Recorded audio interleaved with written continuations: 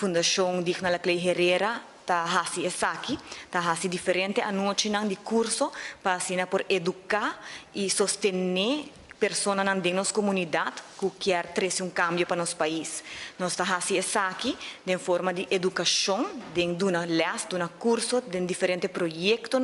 para assim amanhã é um que está interessado de uma ou outra forma servir nosso país, trazer cambio para nosso país, para preparar para fazer aqui. E tinha tools necessários também para poder chegar a fazer aqui. No momento aqui, nós estamos sumamente contentes para poder anunciar e acaba,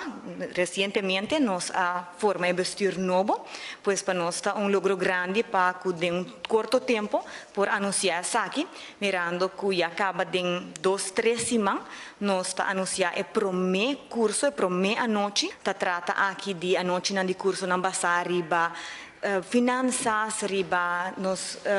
estado estatal, riba aspecto social, de tour a noite, que tem curso, também está tema diferente e que abo por e acaba inscrever para assim abo por formar parte de G. A fundação aqui aguardo fundar netamente para essa aqui para por expandir conhecimento, pero também para fazer de nossa comunidade intelectual e nos vestir te queda para na essa aqui te queda sostener a visão de senhora Digna la Clay Herrera e nós